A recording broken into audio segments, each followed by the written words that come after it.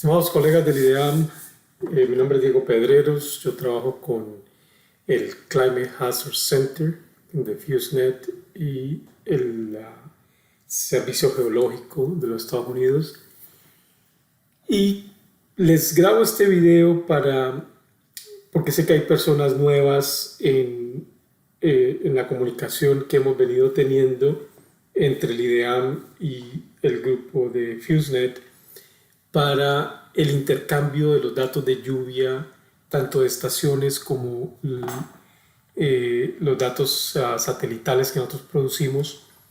Y entonces quiero mostrarles aquí lo que es el proceso y los beneficios y cuáles son las implicaciones de todo este intercambio de datos. Entonces quiero empezar por contarles que nosotros teníamos, el problema que se dio fue que monitoreábamos lugares en Centroamérica y en África, entonces teníamos datos, un tipo de datos para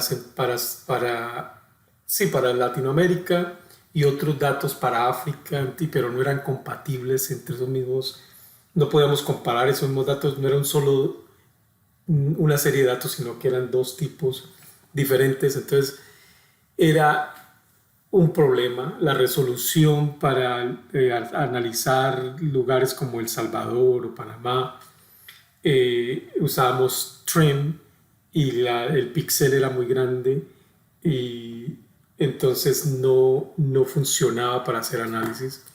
Entonces a la final el FuseNet, el Climate Hazard Center, decidió producir un tipo de datos, una base de datos de lluvia para monitorear lo que son déficits de agua en áreas de agricultura. Y la idea era que este dato tuviera una alta resolución tanto espacial como temporal, un amplio dominio para cubrir todas las áreas donde trabajamos y tuviera una larga serie de tiempo. Entonces esa era la meta. Y los resultados fueron, primero, producir lo que le llamamos CHIRP, es el Climate Hazard Infrared Precipitation. Esto va desde 1981 al presente. Este producto es una combinación de datos estimados, datos de lluvia estimados de los datos infrarrojos satelitales, combinados con la climatología que nosotros desarrollamos. Este dato tiene un dominio espacial global, pero de latitud de 50 latitud norte a 50 latitud sur. La resolución espacial es de 5 kilómetros o 0.05 grados y la resolución temporal es de 5 días. O sea, lo que esto quiere decir es que cada 5 días sacamos un mapa de lluvia con esta combinación. Esos datos salen 2 días después del final de la péntada. O sea, la péntada va del 1 al 5 del mes. El dato sale el 7, lo que es 6 y 7 se procesan. La péntada termina el 10, el dato sale el 12 y así sucesivamente. Una vez que tenemos ya la péntada con lo que son los datos estimados de infrarrojo y combinados con la climatología, estos se fusionan con los datos de estaciones y le llamamos CHIRPs. Este es un ejemplo de CHIRP. Este es el dato de la péntada de 1998 de octubre del 25 al 31. Este es el dominio espacial de 50 norte a 50 sur a nivel global. Y este lo muestro porque aquí nos muestra muy bien lo que fue el huracán Mitch que azotó Centroamérica en ese tiempo. Entonces este es el primer dato que sale, la combinación del estimado de lluvia a través del dato infrarrojo combinado con la climatología, y este es el dato CHIRP. Este dato es exacto, la combinación de la climatología con el dato infrarrojo. Después se obtienen todas las estaciones para ese periodo, se combinan a través de un proceso estadístico y se saca lo que es CHIRPS. Entonces, este es el dato ya final que combina la climatología con lo estimado a través de los datos de infrarrojo y las estaciones. Entonces lo que hacen las estaciones es que ajustan esos datos CHIRP, son ajustados con los valores de estaciones y obtenemos el producto final. Este es el promedio anual de lluvia utilizando CHIRPS desde 1981 al 2013. Entonces miremos lo que es el proceso CHIRPS un poco. Entonces los productos de entrada son primero la climatología. Esta climatología representa la climatología de 1981 al 2009. Utilizamos los datos de infrarrojo que van desde el 2000 al presente. Se continúan obteniendo datos cada vez. Esos datos son cada media hora se obtiene un dato. Tiene una resolución espacial de 4 kilómetros y son de satélites geoestacionarios de la NOAA. Ese es el dato que estamos utilizando ahora. Como pueden ver, ese dato solo empieza desde el 2000. Entonces utilizamos otro dato de infrarrojo que va desde 1981 hasta el 2008 y tiene un periodo de tiempo que se sobrepone con el otro dato de infrarrojo.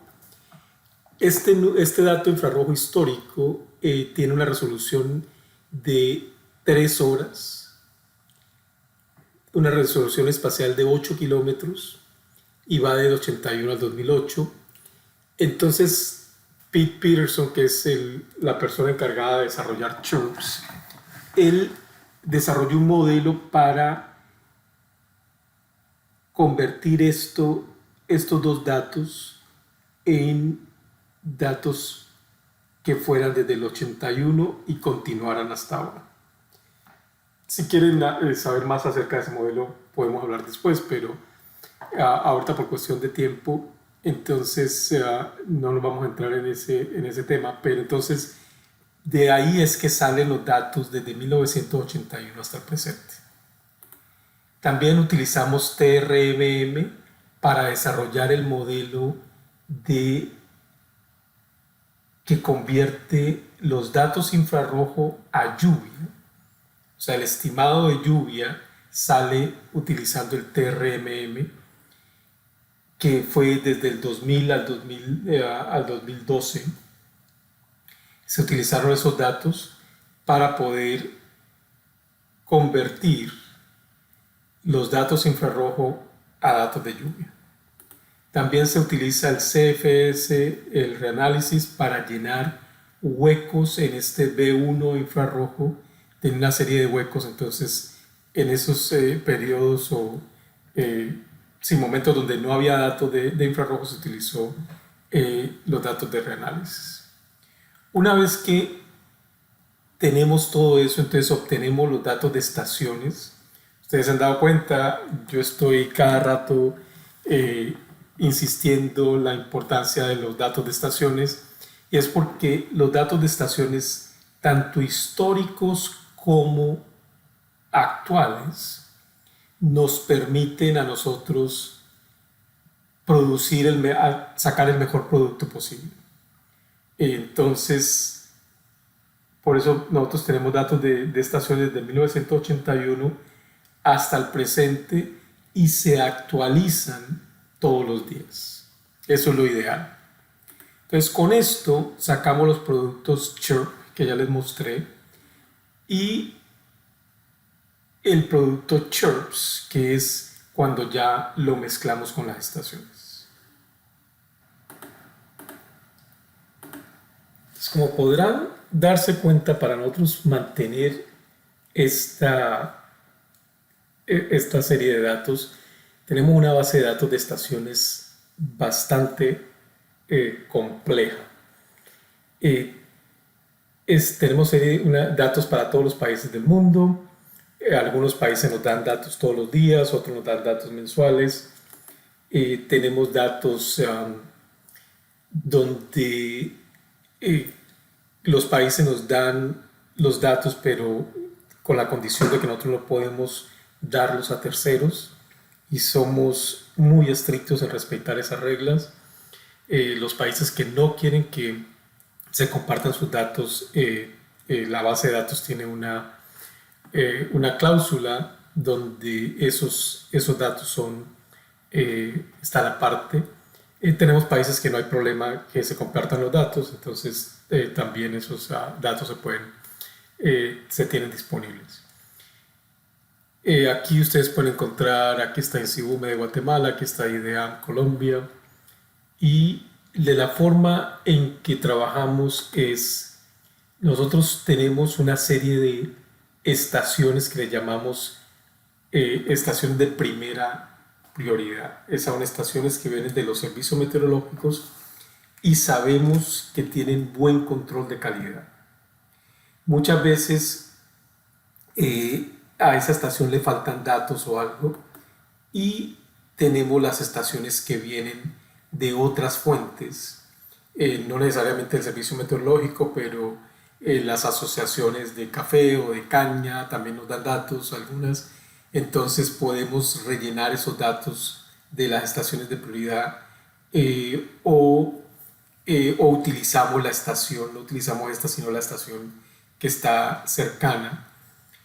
También la utilizamos para darnos cuenta, para hacer comparaciones, y estas estaciones son de baja prioridad, o sea que nosotros usamos prioritariamente las estaciones de los servicios meteorológicos, y así tenemos una serie de prioridades donde si no hay del servicio meteorológico, entonces entra la de segunda prioridad, y si no hay allí, entra la de tercera, y así sucesivamente.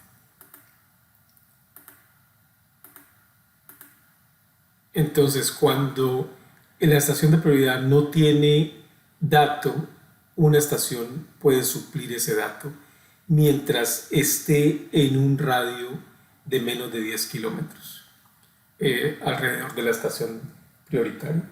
Entonces, se tiene una serie de reglas para cuando recibimos los datos de estaciones de cualquier organización, pasa por todo un proceso de control de calidad dentro del Climate Hazard Center para poder determinar si esa estación cabe en el grupo de estaciones, los valores están bien o no. Pero muchas veces encontramos errores donde en lugares donde hay en la época lluviosa las estaciones están con cero, como aquí en la época lluviosa en la imagen satelital, pero tenemos estaciones que están mostrando valores cero. Entonces eso nos llama la atención. Aquí en esta zona es la época seca y tenemos estaciones que están marcando más de 250 kilómetros, 250 milímetros. Entonces eso hay algún error allí. Entonces preferimos sacar esas estaciones y después vemos si si estaban correctas o no, pero inicialmente esas estaciones salen del proceso. Otros problemas que encontramos con estaciones son los falsos ceros. Vamos aquí, hicimos una comparación con datos del IDEAM y los datos de la GTS que recopilamos todos los días. Vemos que en el IDEAM la estación tenía valor y en la GTS tenía 0. Aquí tenía 18, la GTS 0, aquí tenía 21, la GTS 0, y así sucesivamente. Por alguna razón se estaban dando valores que no eran. Entonces También por eso tenemos prioridades en las diferentes fuentes. Este es una muestra para el mes de octubre de todos los años que tenemos, de cuántas estaciones. Ustedes pueden mirar allí su país y ver cómo el número de estaciones, este va solo hasta el 2014, pero vamos a ponerlo de nuevo.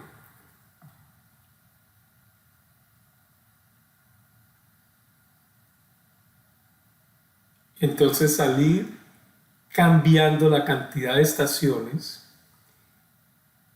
eso puede crear sesgos en los datos. Y por eso la importancia de la consistencia en los datos, porque si al principio tenemos muchas estaciones, entonces eso quiere decir que el dato satelital está bien ajustado, porque hay bastantes estaciones, pero después el número de estaciones baja, entonces ya es más la información satelital no ajustada, entonces vamos a crear sesgos que en verdad no existen en los datos reales. Entonces es muy importante mantener esa consistencia. Este es el número de estaciones para México, por ejemplo. Empezamos con casi 3.000 estaciones y fuimos bajando y ya ahora hay una consistencia de entre 770 y 50 estaciones que llegan diariamente a la base de datos. Entonces, ¿cuál es el proceso de chirps? Lo primero que nosotros obtenemos es el dato de infrarrojo, y ese dato de infrarrojo se obtiene una anomalía porcentual con la climatología del mismo tipo de datos.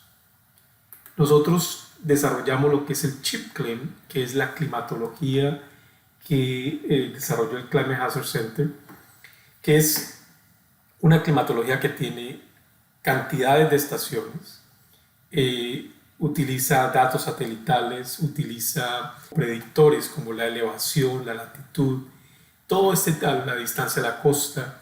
Todo este tipo de predictores se combinan en una regresión múltiple, lineal, y se crea la climatología ChipClim.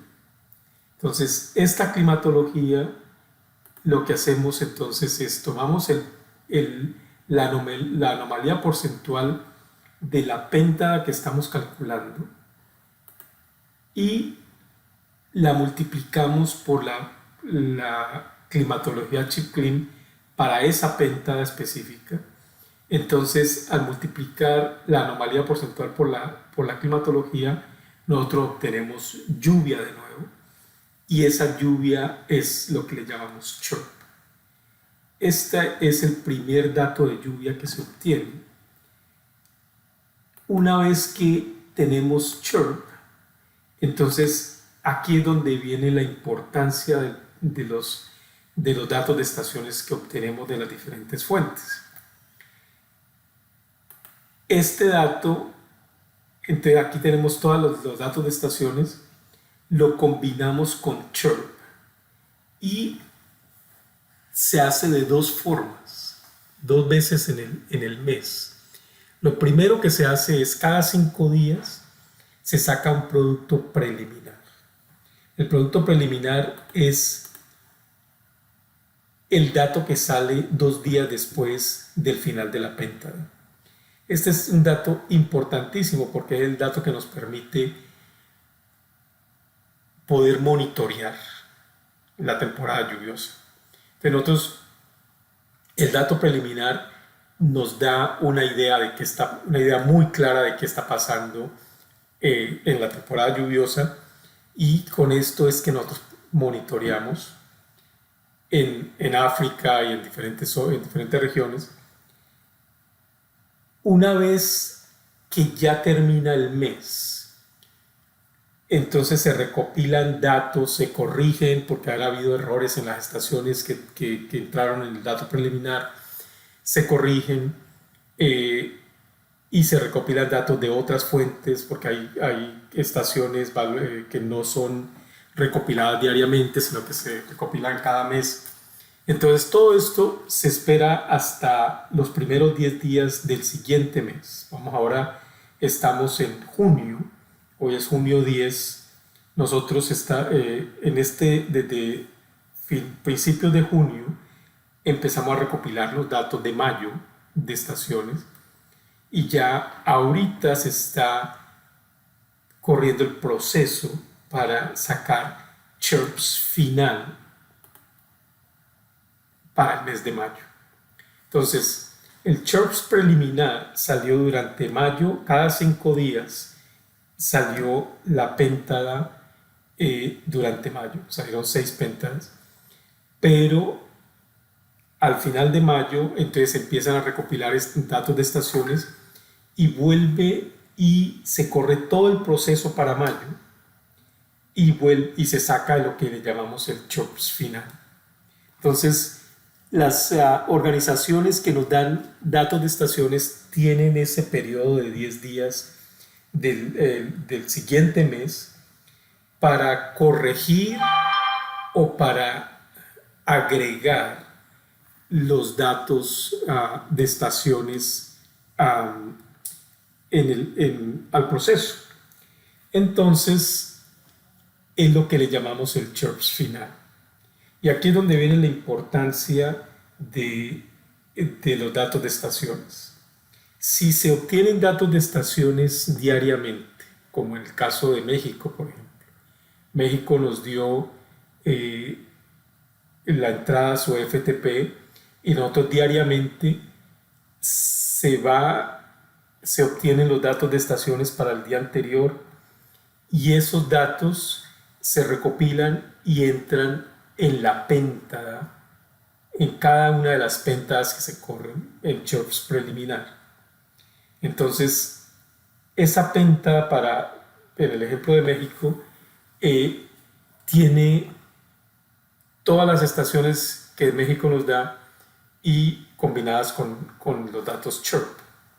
En el caso de Colombia, Colombia nos da los datos diarios, pero debido al formato, que es el formato, es una tabla que crece diariamente. Entonces, como manejamos datos de tantos países diariamente, entonces es muy complejo, muy complicado para el equipo de CHIRPS, que son solo 2 personas, tener que lidiar con diferentes formatos de cada país.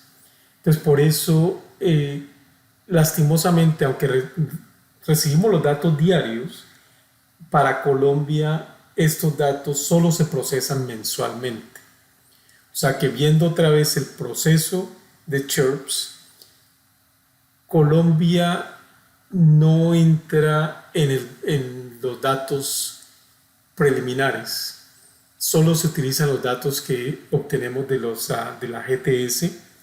Entonces lo ideal sería poder utilizar los datos diarios para que entraran en la péntada, pero en el caso hasta ahora no se ha podido hacer eso con los datos del IDEAM. Pero ustedes nos dieron los datos históricos en el formato correcto. O sea, un identificador para la estación, el año, el mes, el día y el valor, tanto de lluvia como de temperatura. Entonces nosotros tenemos los datos históricos desde el 81 hasta el 2020, hasta marzo del 2020, pero ya en el 2020 los datos ya no, el número de estaciones baja mucho, entonces están buenos hasta el 2019, hasta finales del 2019. Este es el formato ideal que pudiéramos recibir nosotros diariamente. Sería ideal poder obtener los datos así, porque entonces así automáticamente entrarían al proceso de control de calidad y entrarían a la base de datos y así se podrían entrar al proceso de CHIRPS preliminar. Nosotros tenemos países o diferentes organizaciones que nos dan datos pero uno de los problemas es la inconsistencia. Hay veces nos dan datos y otras veces no, entonces organizaciones así no entran al proceso preliminar porque como el equipo de trabajo en otro es pequeño, entonces ellos automatizan la mayor cantidad de partes de ese proceso para que funcione sola, ¿no? Entonces, cuando los datos son inconsistentes, crea problemas porque hay que hacer cambios y eso en el proceso. Entonces, con la consistencia que tiene el IDEAM en la producción de los datos diarios, sería ideal poder obtenerlos en el formato correcto y así pudieran entrar al proceso preliminar. Y así ustedes obtendrían un dato muy fuerte cada 5 días para todos los procesos internos que ustedes utilizan en Chirps allá en el IDEAM, y también los modelos globales que utilizan Chirps también podrían obtener un dato muy fuerte con los datos que ustedes proveen. Con esto, bueno, concluyo, me pongo a su disposición para cualquier pregunta que ustedes tengan. Estoy a su disposición para contestarles. Gracias, que estén bien.